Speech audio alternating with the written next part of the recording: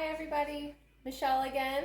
Second recipe, second episode. Today we're going to do something very cozy, very comfortable. We're going to do a meatloaf and we're going to make it keto, low carb, but it is very easy, I promise. I have all of my ingredients here that I've pretty much prepped so it's ready to go. What we're going to do is we're going to do an alteration on the meat. Most recipes that I've come across call for all beef. It ends up being more like a hamburger, not my favorite. So what I actually end up doing is an 85-15 ground beef with a delicious packet of 1 pound of ground veal. Makes for the most tender, delicious meatloaf mixture that you'll find. I promise it's worth it to spend a little bit more and go for that 1 pound of ground veal.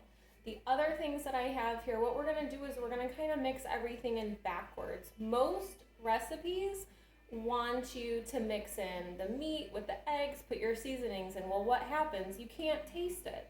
So what we're actually gonna do is we're gonna mix in all the ingredients without the meat, without the eggs. We're gonna get that going. So if you wanna taste it along the way to make sure it's exactly what you want, you totally can. So what I've pre-measured out, we do need a binding ingredient. So we're going back to our super fine almond flour that I keep here on hand at all times. We only need a half a cup for all 2 pounds of meat. So in the bowl here we have half a cup of almond flour. I did about a 1/4 teaspoon of smoked paprika, a little bit of garlic powder, again probably the same amount, about the same amount, 1/4 teaspoon of salt, and some fresh cracked black pepper. You can also add in some of your favorite seasonings. Some people choose Italian seasoning, oregano, a mixture of basil, whatever you prefer. I just went straight forward with some salt, pepper, garlic powder, and some of that smoked paprika. I put a little bit of one of my favorite mixtures. It's a black truffle garlic seasoning from the Tea and Spice Exchange that we love here in my house, and just a little bit of extra. So we're gonna put that right in the bowl. So we have that in first.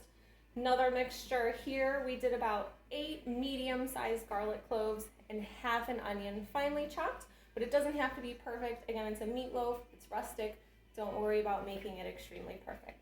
So that's all going to go in the bowl. The last thing we're gonna do is 1 small can of tomato paste. This is a 6-ounce can of tomato paste. We're gonna put that right in, and we're gonna mix it up. And then another secret flavor ingredient, some Worcestershire sauce. It'll end up being about a tablespoon. Just drop that right in. We're gonna give that a stir.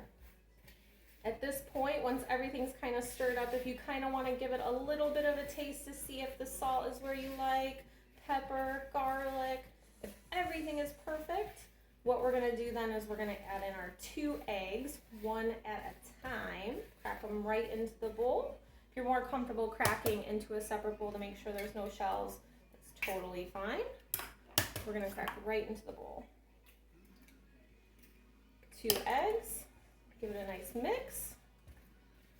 And for the next step, you're gonna wanna make sure there's no jewelry on. Take your rings off, bracelets off, sleeves up.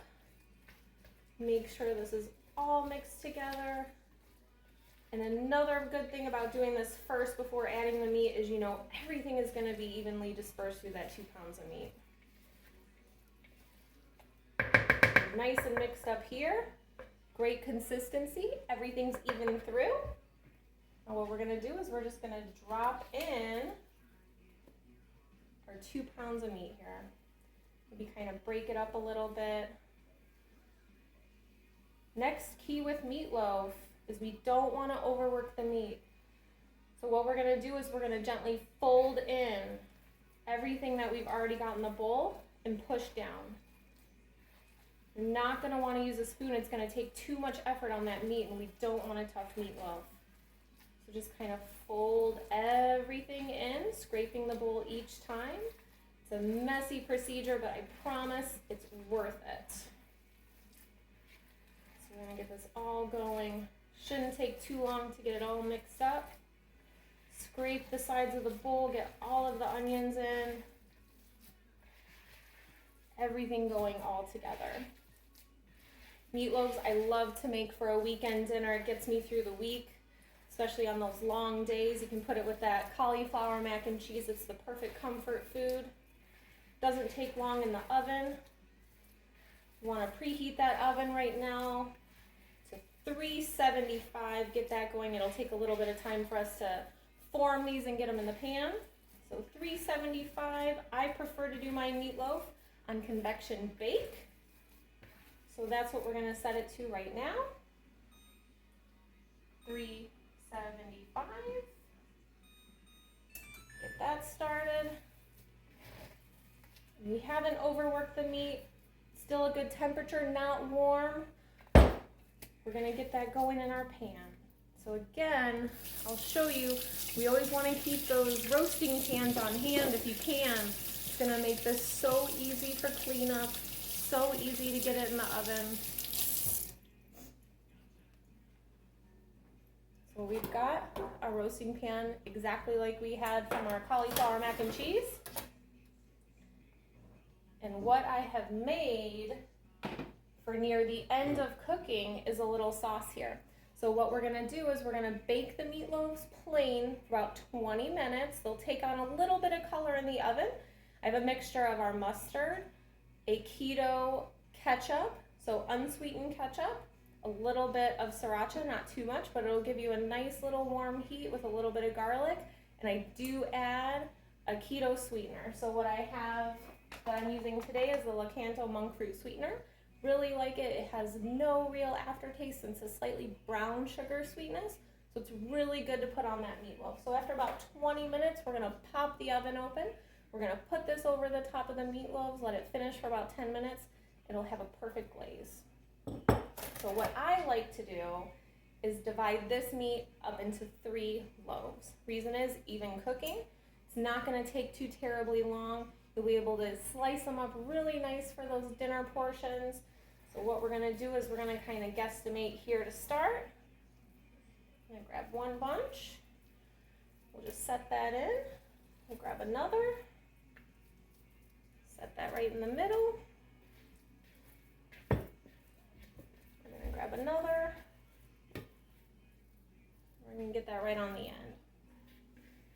So what's gonna happen, we're gonna form these into long boats that'll fit perfectly on the edge of the pan. And they're gonna cook super evenly and not take an hour to an hour and a half. These will literally cook up in about 30 minutes perfectly. Get these going. You can see the onions, even though they're not evenly cut, they're gonna be dispersed through the meatloaf really well since we mixed up all the sauce first, folded in the meat. It's gonna cook really, really nice. Grab that spatula. Make sure you have a bit of space in between so the air is gonna flow through all 3 of these meatloaves. This also makes it really good for freezing. You can freeze an entire meatloaf to keep if you're gonna wanna have that for when you get back from a trip, the following week. It's already done. All you need is some quick veggie sides. Perfect and ready to go. So once your oven is preheated, you have 3 perfect meatloaves. Again, we're gonna wait on the sauce. It's gonna go in a 375 preheated oven. I have mine on convection bake. We're gonna put it right in the middle. Again, you'll see it take on some color. I'll show you as soon as it comes out. We'll glaze the meatloaves and put it back in, and we'll have dinner soon. See you in a bit.